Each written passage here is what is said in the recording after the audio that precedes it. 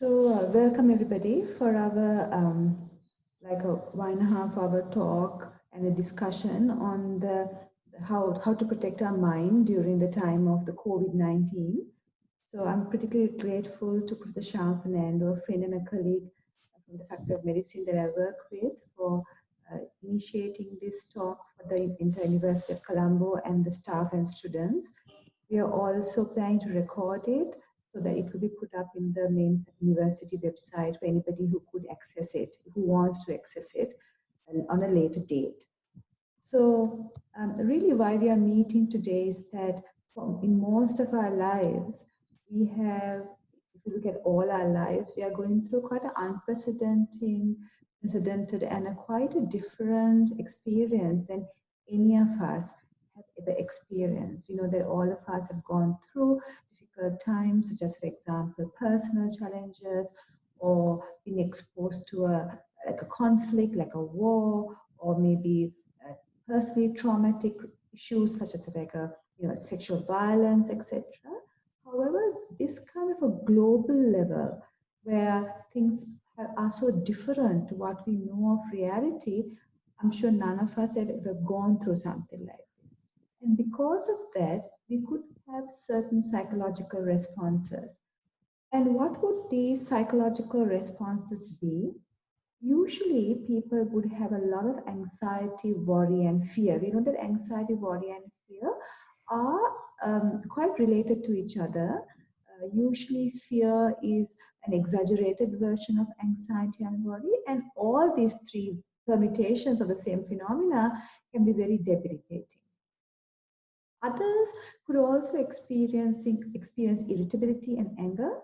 We do know that from the current research on the psychological impact of the pandemic, that anger levels, particularly in relationships, in intimate relationships, have been in the increase. So if I was reading a research done in Canada where there's a more report of marital conflict, and I think the same has been reported in China. So, being constantly with the same people and not having avenues to express our, usually felt defilements, and having to, kind of sustain it within ourselves, could have an impact on relationships in the form of anger.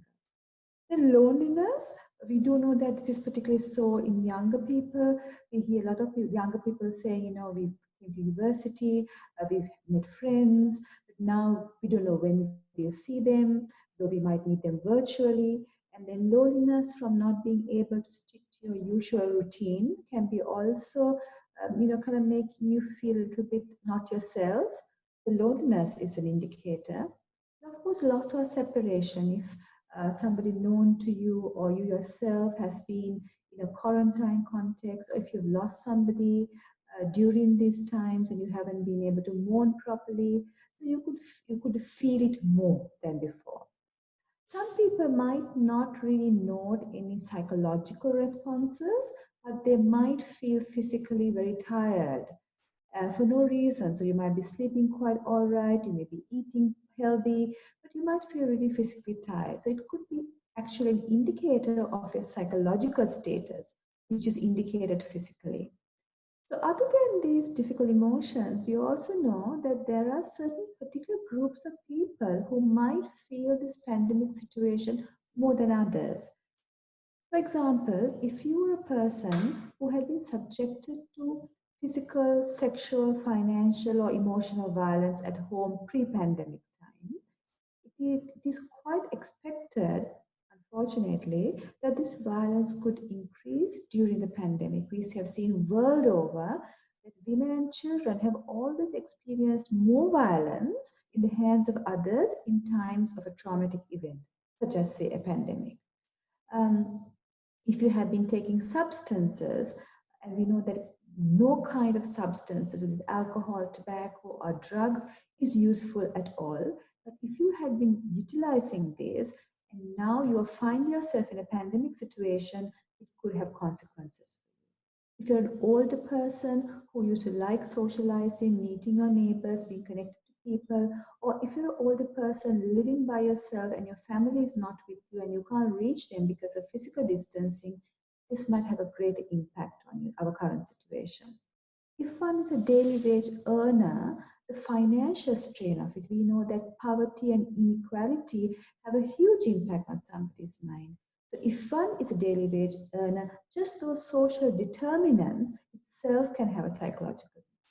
And if you're a business owner, obviously you will have a lot of strain, particularly if you do not have a huge profit base or capital to draw from to pay your salaries, uh, worker salaries, for example. I was somebody was telling me today that in the US, 15% has unemployment, and they expect it to go up to 25%. That's a huge rate even for the US, and what would be for our countries.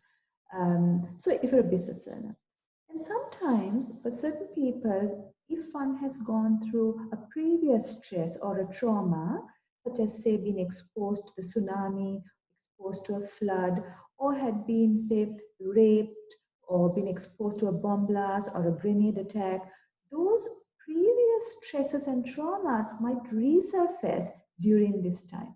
It's a very complex thing. However, I must also say that in the UK, a recent research done, a large-scale academic research piece of study that has been done, it showed that whilst 14% of the UK population uh, had reported significant psychological strain during the COVID-19 pandemic, 25% of persons reported minimal, if at all, psychological strain. So that shows that not everybody would undergo psychological strain during a pandemic such as this.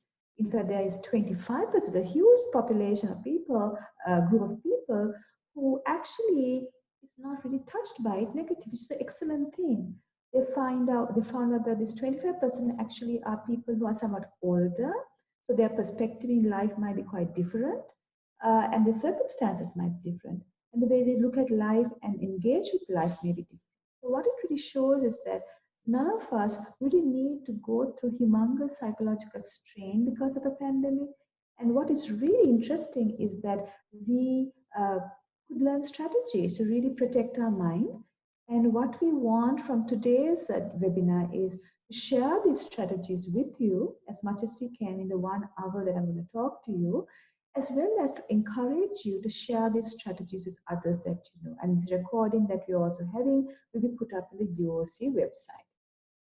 So without much ado, let's go down to these strategies. There are quite a few. So I'm going to start with things that I have priorities as important. We might not be able to run through all in 1 hour, but let me go through as much as I can, and then we'll take questions till 5:30. So I think the first thing that we really need to understand in any psychological management is really how we look at life, isn't it? I mean, we can have strategies after strategies. We can put effort after effort to manage our mind. But if our overall attitude and perspective in life is always a bit down and out or gloomy, however much strategies you learn from, you might not be able to optimally put it into effect. And I think, therefore, this first strategy of realizing is really important to put your mind straight. So, for example, if you intend to go to Anuradhapura, and if you're not looking in the direction of Anuradhapura while living in Colombo, instead looking at Point Ped or say looking at Gaul, certainly you're not going to end up in Anuradhapura because you are looking at Gaul. So similarly, what is this attitude of mind that you need to have? What is the overall perspective? And that is that human life is always potted with challenges. You may not like it, but the truth is that there's always a down when there is an up. So for example, if we are going to climb a mountain and we're really looking forward to it, we always find the upward climb really fun because each step you take, you see more and more and more, like this person in this picture. And when you go to the top, it's so fantastic. You see things that you've never seen before, like an eagle seeing the whole panorama. But we do know that we have to come down as well. And coming down is actually tough because you can slip down all the way down. There can be thorns, you may stumble on a rock. So there are also the pitfalls of coming down. And that is life for everybody. It's the inevitable truth of life, whether we like it or not. So a pandemic As with any other personal or historical challenge humans have had, is also the down part. We can't expect our life to go from up to up to up. It doesn't happen like that. So if we were to revisit, we know that in the 1980s, 1918, there was a pandemic, a flu pandemic, where a lot of people were affected. So pandemics, therefore, is not an uncommon thing. It comes few and far between, but it comes nevertheless. And even in our own life, or historically, or even in our own countries or regions, negative events had been a part of positive events. So you really need to reorient your mind for this truth of life.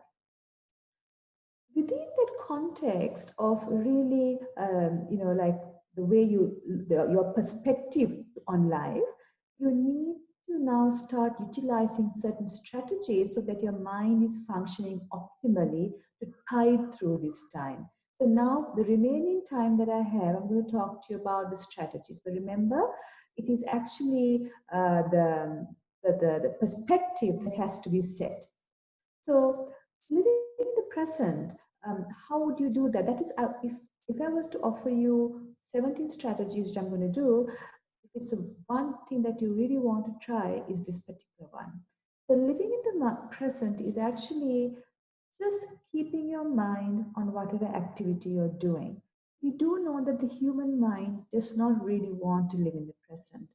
It prefers to live in three other places. And what are those three other places? They like to live in the future. So, really fantasizing what you're going to eat when it's your day of the ID card to go out of your house. Living in the past, that is, what was your life like in February 2020 before this whole thing collapsed on you? Or the fantasy when you are thinking about that Nobel Prize you're going to get because you just discovered the vaccine and you're not even in vaccine area of study, but you can fantasize anyway. So our mind is quite inclined to go towards the future, the past, the fantasy because it keeps getting entertained in those areas. However, a very healthy mind does not tolerate these three places. Rather, a healthy mind likes to live here. So if I was to think of my present now, my present is just looking at a blank screen with a PowerPoint slide with Sham's photo on the right side, and that's it. And I have a light in front of me. I see my window on the right side, and I'm just talking to you. So that is my present. So if you could train your mind to live in the present, and how would you do that? Every time your mind wanders to something that is nothing to do with what you're doing now, gently to bring it back to the present moment. So, for example, you are cutting carrots in the evening to make a curry for yourself. You're finishing out some work in your laptop because you need to submit something to your head of department, or you're putting water to your pots and pans or your plants. Usually, we do these things in automatic pilot mode. But a person who is living in the present does it with full awareness, with full comprehension. They know that they're cutting the carrot. They know that they're typing away at their keyboard. They know that they have just filled water into their bucket and then they're walking towards the plants to put it. So what this living in the present, what it means is therefore, is that a person keeps his or her mind in the activity what they're doing. When you keep on practicing living in the present, what happens is that a person begins to tolerate negative emotions of anxiety, worry, or anger. If I was to give you an analogy, say you have a really good roof in your house. It is so strong, really well built. Whatever rains, or whether it's a tornado or a hailstorm or whatever comes, you can sleep well that night because you know your roof is well thatched. A mind that lives in the present moment is like such a roof. It can tolerate the rains of anxiety and worry and anger and irritation, whatever, jealousy, whatever those unhealthy, unwholesome emotions. A mind that lives in the present discards them. It doesn't seep into the mind and overtake the mind. So, therefore, living in the present includes keeping your mind in the present activity you're doing. And when you keep on doing that, You might, in the initial weeks and months, or sometimes even years of your practice, you might still feel um, certain emotions trying to seep in, trying to take hold of you. For example, anxiety or frustration or anger or jealousy. You might even feel that these emotions are really overtaking you. You're in their throes. You were always in its throes, but now you can identify it. What you do in that moment is just put a word to that emotion. Anxiety, that's what you're feeling then. Frustration, irritability, anger, sadness, unhappiness, whatever it is, just note it. When you note and put a label by a name to an unhealthy, unwholesome emotion, what happens is you're distancing yourself from that emotion. When you distance yourself from that emotion, you get a moment, a window of opportunity not to act on that emotion. When you get a moment of opportunity not to act on that emotion, what happens is you would prevent untoward consequences if you had acted on that emotion. So you have a really great opportunity just to change the course of your life by doing this. Another positive of living the present is that a person becomes able to embrace their negative emotions, their unwholesome emotions, and with time, they can befriend their difficult emotions. So, for example, initially, a person who is anger prone, who's quite violent, might be in the throes of anger. They might say things, do things that they really regret later on. But as they keep on practicing living in the present moment, they could see the beginnings of anger at its very initial stages, and they're able to word it and let it be with them. They have to tolerate it rather than act on it. With time, they're able to embrace this anger emotion rather than acting on it. And with time, they're able to befriend this emotion, which is anger, which they didn't like before. They're able to befriend that as a part of them. Therefore, with time, what happens is when you live in the present moment, whatever negative emotions that are surging in you, you stop reacting to it. You start acting on it. And when you stop acting based on your unhealthy emotion, you have a lot of compassion towards yourself. You become self compassionate. You actually like yourself. And that's the greatest gift that we can have, isn't it? To be liking ourselves, because many people really don't like themselves. That's why they can't be alone.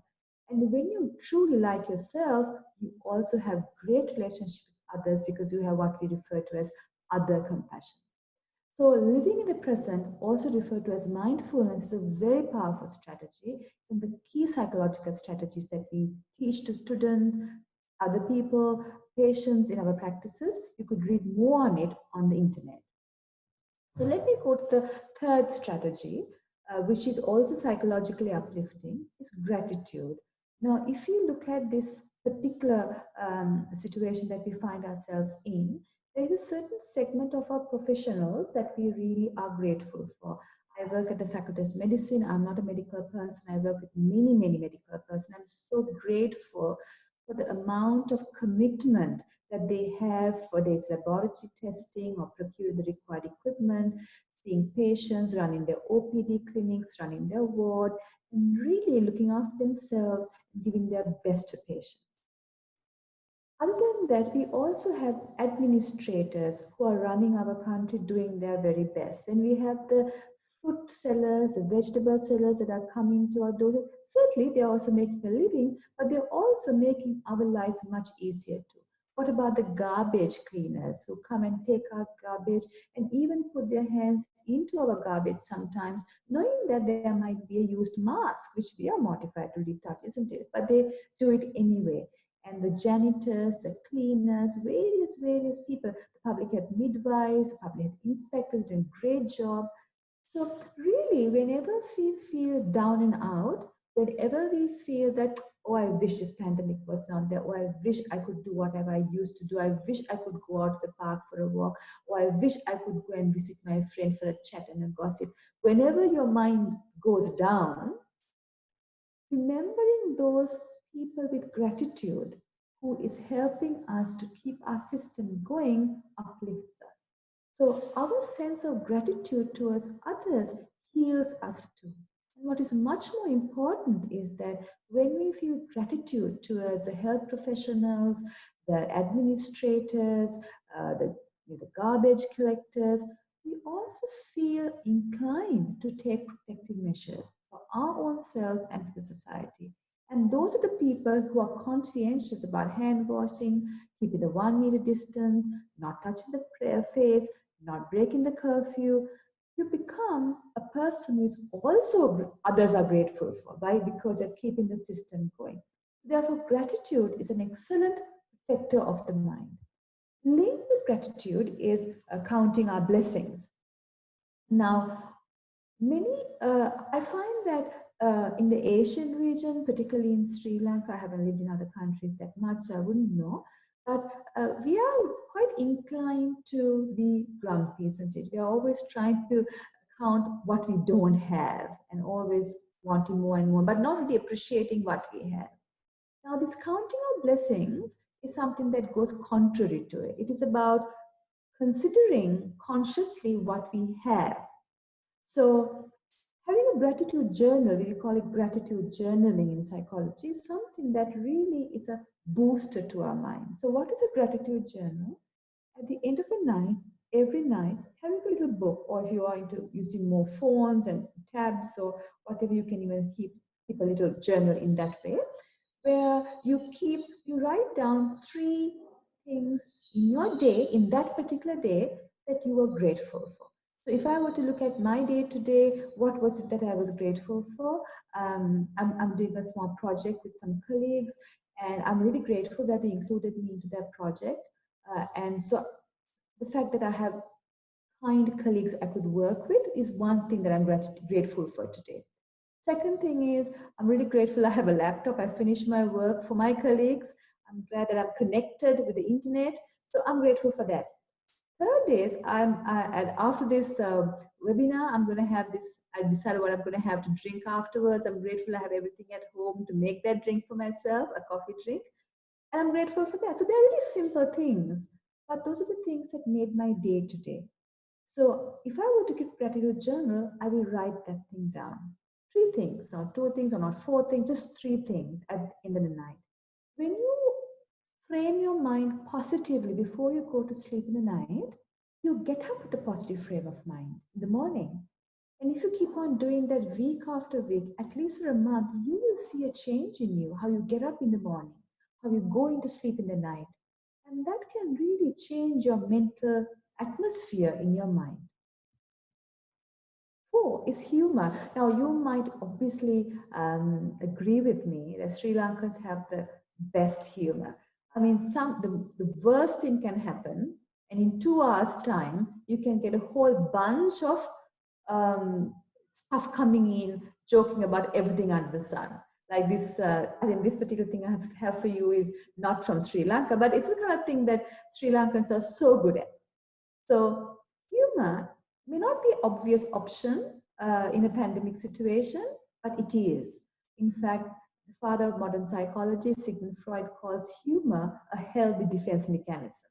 It kind of softens our mind. So, for example, if you have a huge mound of tough clay in your garden and you just can't break it out, what is the easiest thing to do? Put some water to it, and the clay just dissolves. Healthy humor is a great softener of the mind, just as the water was for that tough mound of clay. So when I say healthy humor, the healthy part is really important because some of us find humor by making a joke at somebody else. Like a very common thing is making a joke at somebody's body size. Now that is not healthy humor, it's unhealthy humor because we are making somebody else a joke for our own happiness. But healthy humor is something innocent. We are not looking down on somebody, but we are just putting our minds up. So if you're a person who loves to listen to this sad, melancholic, distressing, or revengeful, aggressive movies or books or songs or dramas, I would really recommend that you don't go down that avenue too much. For example, there are people who love watching airplane crashes or all about the Nazis and how they killed kind of thing. Or they only watch about killing fields. So if you're into those kind of endeavors, it would have helped you in the pre-pandemic time, but rethink those now as their forms of entertainment. I would suggest that you switch to more lighter, more innocent, more humorous activities so that your mind is kept up rather than it going down. Spirituality is an obvious source of comfort for many people world over. That doesn't mean that if you are not a spiritual person, if you have not cited your place of worship all your life or nearly all your life, that you should suddenly go rushing there when the curfew lifts. No, it's not what we're talking about. I'm inviting you to really consider whether your spiritual beliefs, whatever it may be, can give you some comfort in this time.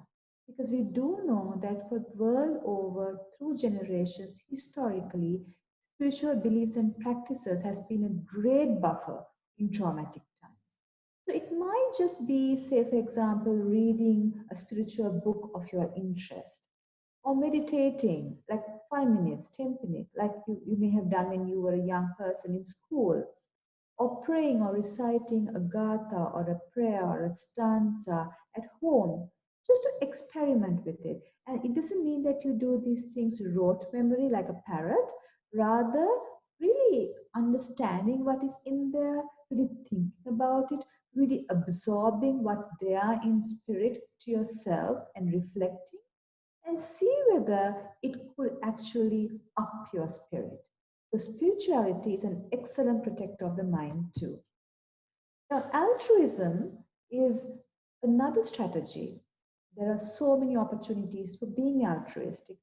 During when this whole imposed curfew happened in March, one of my friends who's excessively sociable, loves to go out and very, very friendly, and you couldn't keep her at home for more than 2 days without her wanting to go out, was feeling quite down. And she was talking to me and she was saying, Pianjali, I don't know how long this is going to happen. And there's nothing to do. I only have time to watch movies, and movies are also really boring. How many movies can you watch?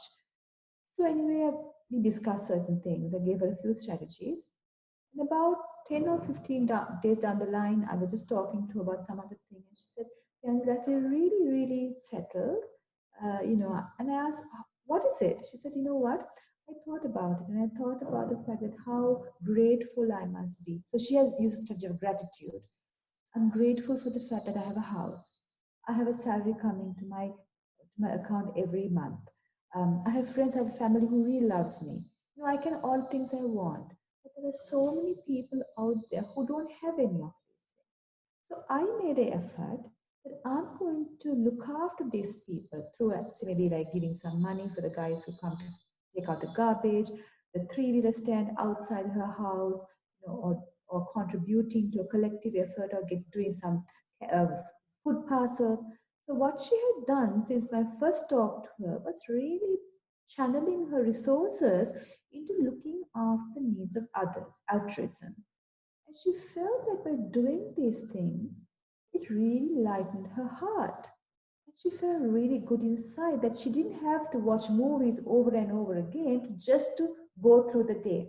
So I actually had a chat with her last week. Now this is about 2 weeks, 2 months into the curfew.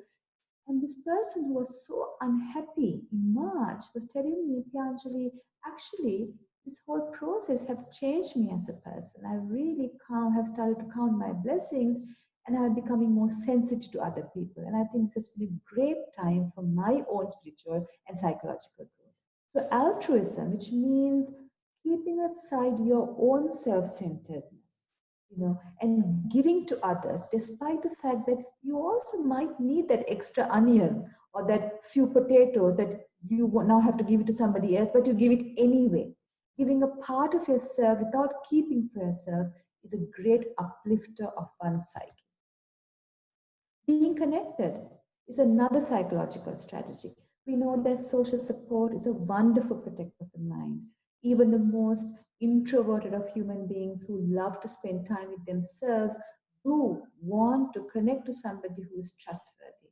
Now, with this whole physical distancing situation, we of course can't meet people for that social support.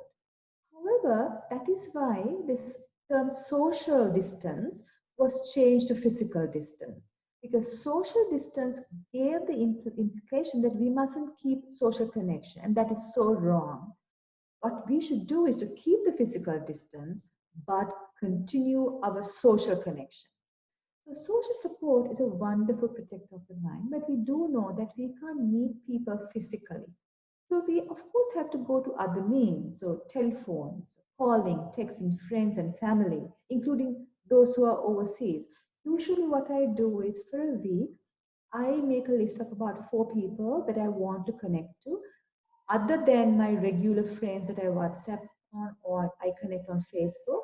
So most of these people I connect are my parents, friends, they are older, aunts and uncles, my own relatives, or people who need some support because I know their mental health status is from the pre-pandemic time. So I actually make a list of them and I make a point just to connect with them and see how they are so that they feel buffered by somebody reaching out for them, and I feel good that I have reached out for them too. So both people actually benefit from it. Now, for younger people, if there are students who are listening to this, you could have a virtual meetup if you have that kind of internet connection. I'm aware very well that some of us may not have that opportunities to have virtual meetups, because I've seen in certain setups, so because I think for Zoom you get like certain free amount of time if you don't go through our learning management system, but outside 40 minutes free. So people meet up in that free time and meet up with friends, or creating WhatsApp groups to stay in touch, by posting uplifting messages on your social media platform. So all of these things are alternate ways of being connected. And being connected is so very important. The other day, one of my colleagues from a different working group that I'm working with just sent a text message, since this curfews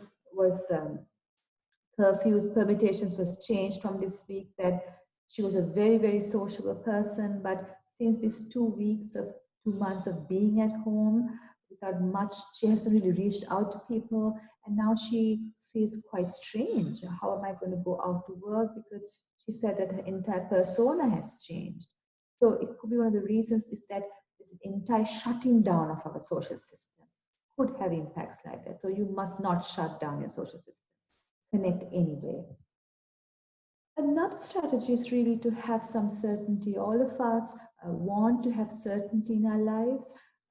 We thrive on certainty, though the bigger picture of the human life is uncertain, isn't it? I mean, if you look at the first strategy that I spoke about realizing that things come and things go, there are ups and that there are downs, shows us that things are rather uncertain. But within this large scale abstract uncertainty, we can have certainty too in our lives. And those would include constructive activities that you can complete in a day. So it's not that you would say, at the end of the pandemic, I would speak Mongolian extremely well. That's the language in Mongolia. So those are really big expectations on yourself. And sometimes I've seen people offering courses. They would say, be an origami expert by the end of the COVID-19, or learn to speak Mandarin like a Chinese. So those are like really big expectations, and there are these kind of things thrown at us.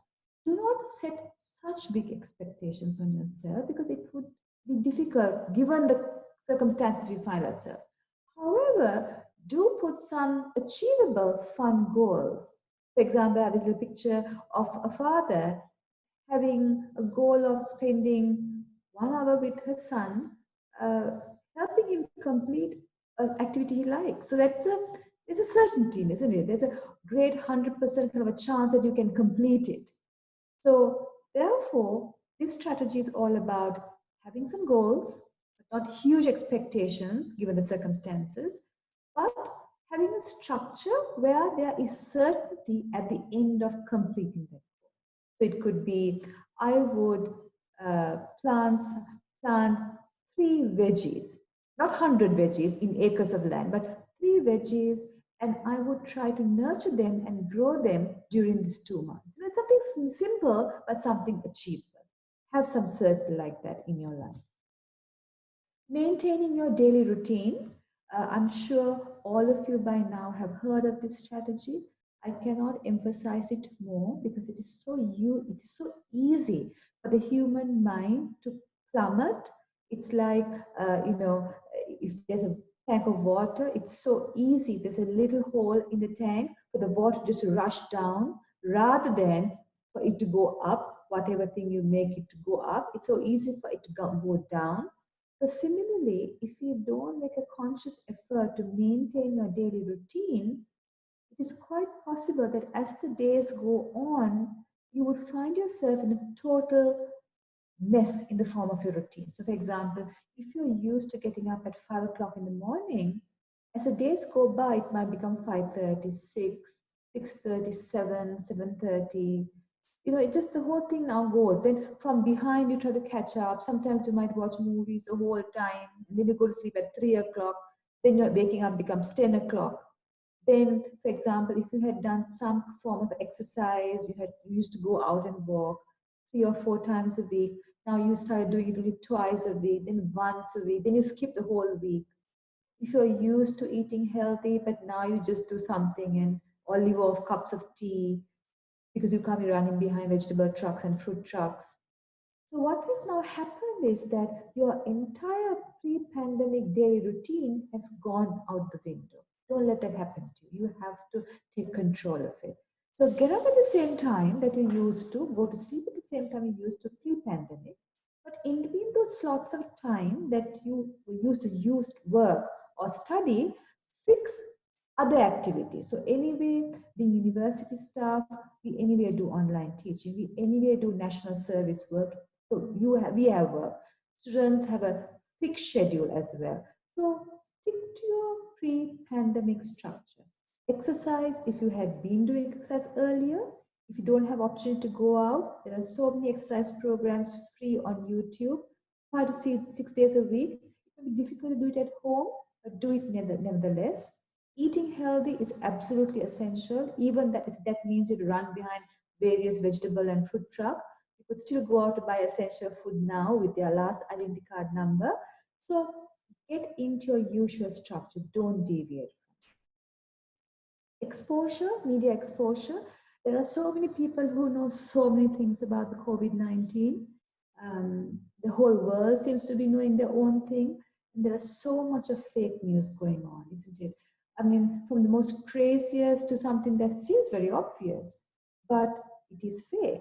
So it's really important that we limit our media exposure to maybe twice a day. So if you are in the habit of putting your TV on from morning till evening, listening to every breaking news and analyzing it, and then calling up people and informing them about this, seriously consider not doing that.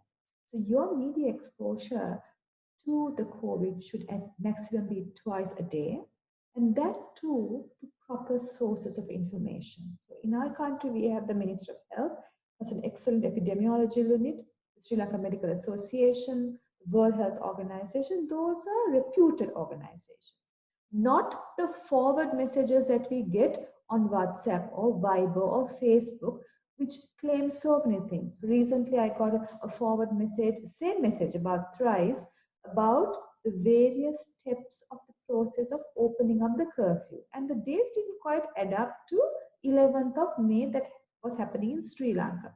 So I asked these people, are you sure this is correct? They said, yes. I said, but this says it's opening up on 18th of May.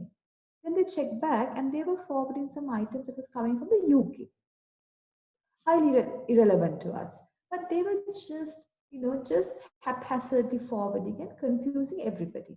It's really important that we stop that cycle at us. I always question people who send me questionable bits of information. I ask them gently, this is true, have you verified it? I wonder from where you got it, so that we put a kind of a stop to this unnecessary fake news circulating. Sharing information. Now, we think that many people know about hand washing, not touching the face, not touching the eyes. wearing the necessity of wearing a mask, we think that by now, after the media informing them so much, that people would know this. But actually, people don't. So, for example, yesterday, I had to go and buy some groceries, and the cashier who was helping me knew nothing about many of the things that has been told to our people over and over again. So I had two options. Either I could have gone off that supermarket, done my sanitizer, and gone off home, or I could have informed him. So I told him, well, why don't I give you the credit card and I'll put it in the credit card machine so that you don't have to touch it. It will safeguard you as well. And then I will take out the credit card. So that was, he didn't know about that option. Then when he gave me the pen to sign it, I said, well, I brought my own pen. Why don't you ask people to also bring their own pen, or if you give yours, kind of sanitize it and reuse it. He didn't know that information. So sharing information is really useful for our entire community, and that has to be done. That's another strategy where we are also keeping everybody in the loop, which is also good to our minds because we are also being altruistic. Commenting others, people who are in quarantine now, there's a lot of stigma, unfortunately, directed towards people who have got the COVID-19, who are in quarantine. We have seen certain media reports of the media going to places of people who have got the virus, and really showing their whereabouts, their houses, the neighbors. Now those are wrong media reporting tactics, because people have their own privacy. We need to, and this is, anybody could get the COVID-19. So going there and hassling them is not something that we should do, and not something that we should accept.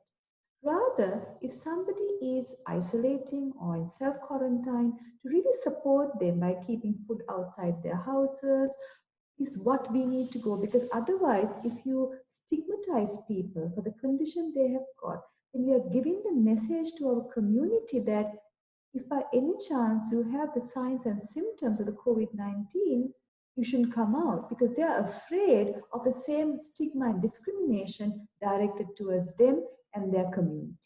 So commending them, helping them. In fact, one of my friends who is in the US just WhatsApped me a few days ago and said, is it true we see all these reports coming from Sri Lanka? They're showing people who had got the disease, how the health officials are going to their houses, the media is behind them with cameras. We're really amazed, because here in the US, if we know somebody has got it, what we do is we call them, we ask them, can we cook you something? We cook it and come and keep it outside your house, we pick it up. That's how supportive we are. We are really surprised that Sri Lanka is like this. So we really need to change our views on people who have got the disease, help them and not stigmatize them. So commending them is absolutely essential. Now, older adults could be quite stubborn when it comes to maintaining physical distancing, maybe because of certain cognitive reasons, or because they're not really used to living this kind of new life. So, for example, I know older people who would want to go to the next door neighbors and have a chat. So I would tell them, why don't you call and have a chat? Because you can't go out. No, I want to go out. I want to go to the temple, but you can't go to the temple. But no, I want to go to the temple. So being quite stubborn and want to stick to their already existing routines. Working with older people can be sometimes difficult. So what I try to do with older people who don't want to really stick to the health regime and the health advice of, say, physical distancing and not going out during curfew, is I try to reason with them and say that, well, you as an older person, if you act as a role model to others in your neighborhood, they would also know that, hey, this lady is doing like this gentleman is doing like this, you should also be like that. So that kind of reasoning practice over some time might bring some sense into older adults who are not very inclined to keep into the health advice. Now, I want to go through something that about children and how we could help children to manage this. There's a lot of information on psychological strategies that we could use with children. But because it's nearly 5 o'clock and we might want some time to ask questions, I will talk about children and maybe stop the presentation, go on to questions. But let me talk about the children's psychological health, because some of you who are listening here may be working with children, have children, or who know young people, etc. So the question is, do children need to be made aware that there is a pandemic? Of course. By now, children know that some drastic changes have happened in their life. And if we don't sit down and talk to them at their developmentally appropriate age, they're living in uncertainty, isn't it? So, for example, if we are told just to stay at home and we don't know why exactly, or little bits of information is given and we're told to stay at home, we feel anxious. Children are the same. So children need to be made aware that there is a little germ out there, though it's a little one, it's a huge impact. So we need to look after ourselves. We need to care for ourselves. So for some time, we're going to be here. So giving children information about the pandemic at the age appropriate way, of course, 5-year-old is different to 15-year-old, has to be done. Children need reassurance that things are going to be okay. But that doesn't mean we lie to them and say everything is going to be perfect from June, because we don't know whether it's going to be perfect from June. We don't know whether it's going to be perfect in September. So giving false promises is not what is meant by reassurance. Reassurance is saying that I know it's difficult. I know you want to go to school. I know you want to talk to your friends. I know it's tough. I'm there for you if you're going to be there for them. So reassurance is not making blanket promises, but saying things that you as a parent or an adult can do for the child and that you'll keep to. Routine for a child is really important. Design their routine with them. So, of course, we now know with the home learning packs and lessons coming through, a child would be having a routine some part of the day, but make their routine a fixed one. So, for example, you would do some part in the morning, then some part in the late afternoon, some part in the night, in a very ad hoc manner, where the date on the day only you change. Don't. Have a routine like a timetable, but not so strict like what it was when school was there.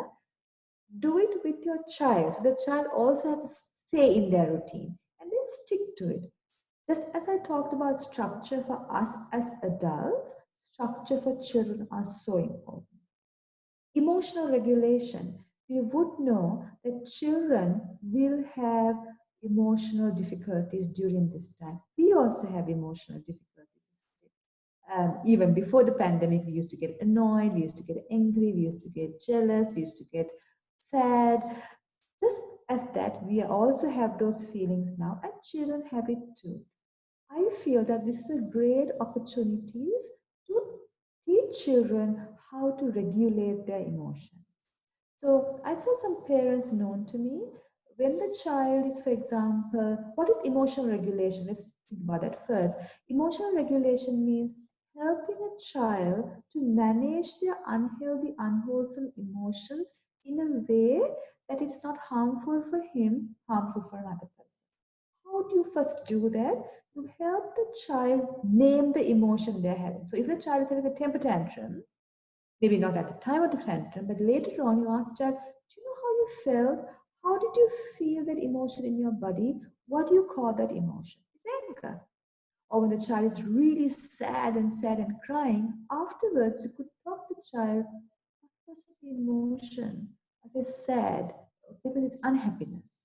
So really help the child name various emotions, and maybe at the end of the day, you could ask the child, what are three main emotions you felt today? So the child becomes very aware of picking emotions.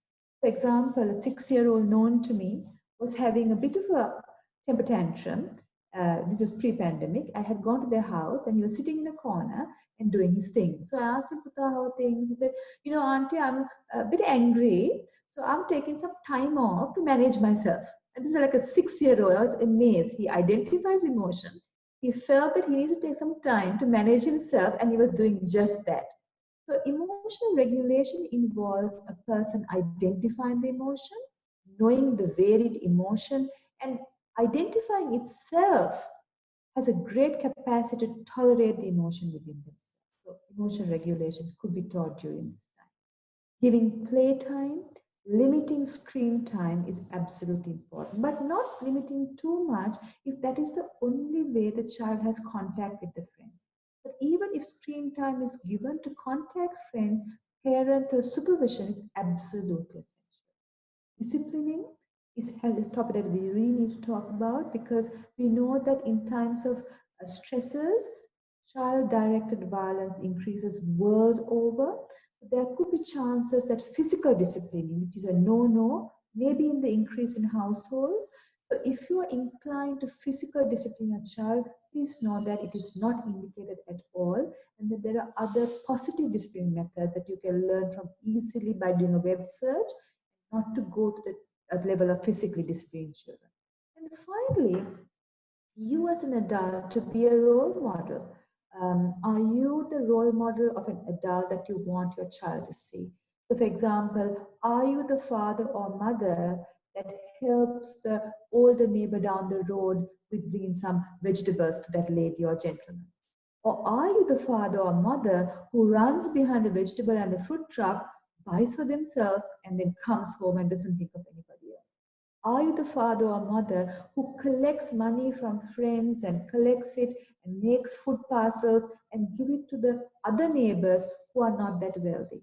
Which person are you? Because a child is looking at you, not really looking at you like that, but he's making a mental note of how my parents are. And that is his worldview. And he will grow into the kind of person you were when you were an adult. So you being a role model is so important to a child's mental health. So, Sham, the time is 5. I was wondering whether you want me to kind of stop and take questions. Could you please differentiate the befriending with negative emotions and suppressing it? What's the demarcation of it? Yes. So suppressing is, say, if I were to give an analogy, say you have a glass of water and it's full, then what you do is you keep like a saucer on top of it, and then you turn it the other way around. So as long as you keep the saucer underneath, the water in the glass will be kept well controlled. But if by any chance you take out the saucer, the entire water is going to come out. That's what you call suppressing an emotion, because it's inside of you. It is like kind of really suppressed inside of you. But the moment something happens to you, it's going to come out. Suppression is not a useful strategy. However, what we refer to as befriending, on the other hand, is quite different. It is where you have the glass of water, you don't try to keep a glass saucer on top of it, you just keep it open upwards. It's out there. It's there. You don't. It's not as if you're going to hold on to it. You're not going to throw it. It's just there. So befriending, on the other hand, is being aware of the uprising of a negative emotion in yourself, whether it's unhappiness or jealousy or irritability or anger or revenge. But you don't try to cover it up. Rather, you're fully aware that it's there, but you also don't try to grow it further. You also don't act on it either. It's just there. It's like keeping some water on your hand. You're not doing anything to it. That's what you call befriending. Yes. Okay. Thank you, Priyanjali. So any more questions? Anything you want clarifications on?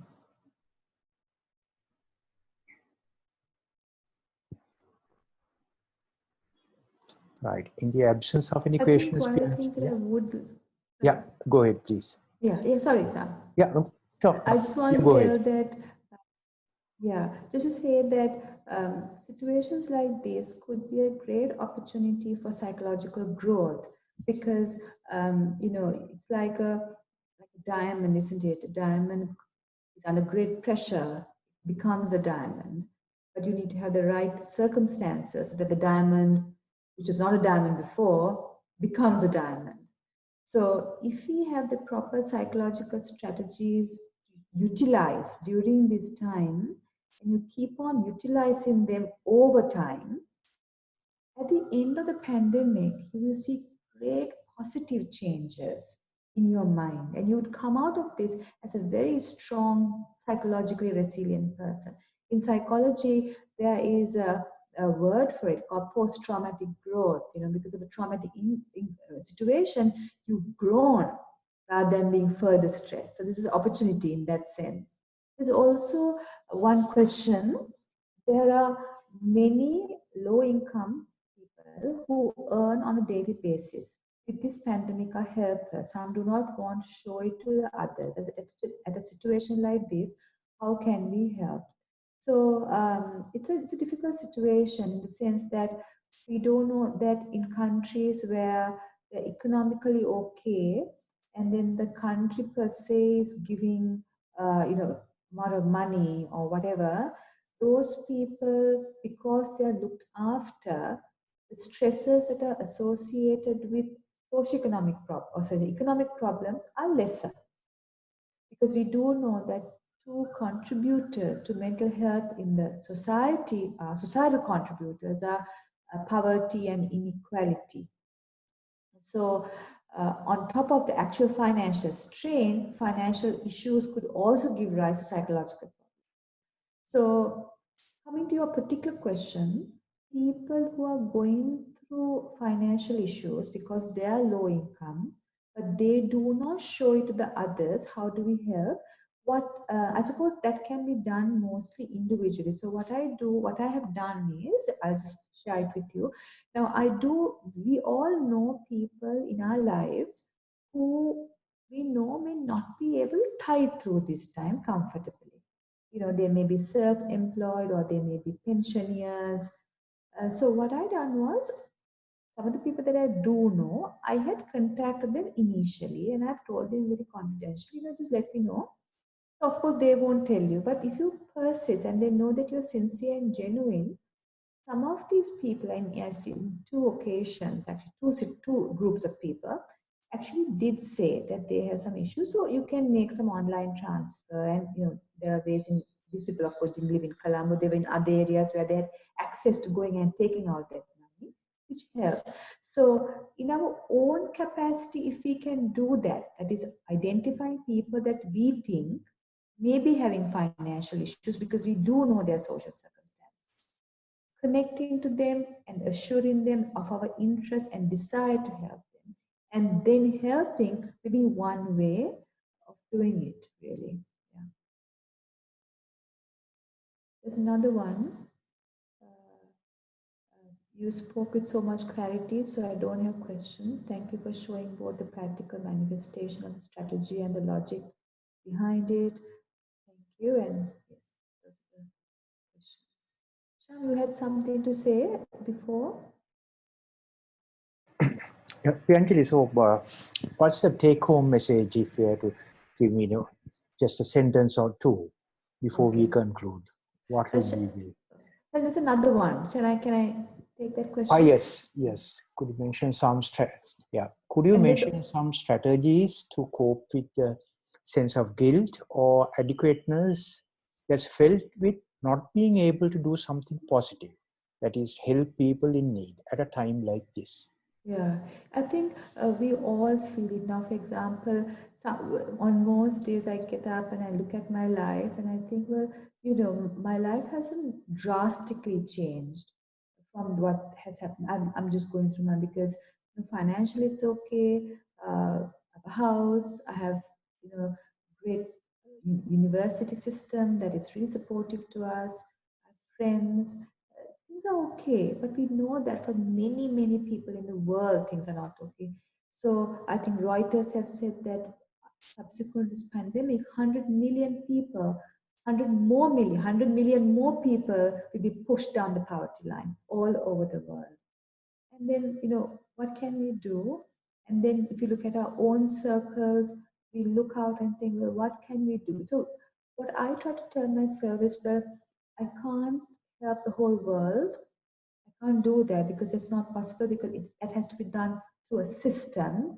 And even if such a system is created, the complexities are so great. Like, for example, the pre-pandemic also, there was so much of inequality, there's so much of famine, there's so many bomb blasts going on around the world historically.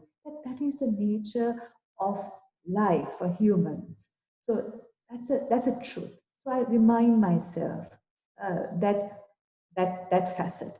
Then I look at, well, what can I then do of helping? So what I try to do is during this time, if there's anybody who reaches out to me, whether it's through Facebook, because being a psychologist, people connect all the time asking for advice, want to get a referral to somebody, or even calling up my aunts and uncles just to say that things are okay with them. So I try to do my best in my own capacity. So remember, I spoke about having certainty in our lives, having a locus of control. So I would know the extent to which I can intervene, and I will try to broaden that extent daily.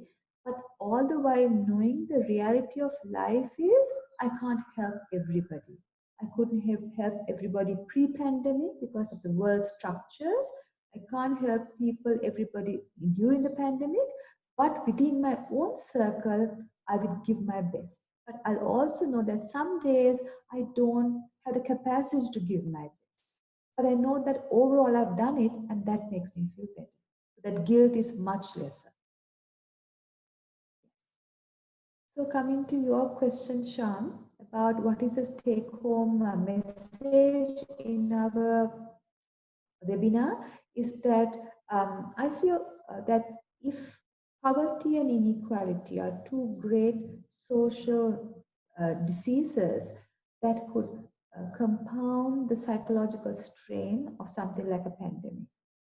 But if we are not in that situation of poverty and inequality, still this entire change in what we know as normal can have a psychological impact. Though it may have a psychological impact, it doesn't mean that we have to live with it. It means that there are psychological strategies to help our mind to overcome any difficulties you may have, as well as tide through this. Some of the key psychological strategies I've spoken to you about. So practice it. If there's only one strategy you are going to practice from all of the ones that I spoke to you about, choose living in the present moment. That is the most key one. And then as you keep on practicing them, as the pandemic situation unfolds and you tide things through, because everything passes, you will see that you actually come out as a stronger person at the end of the day. So work with that intention in mind. That's what you would think is the take-home message.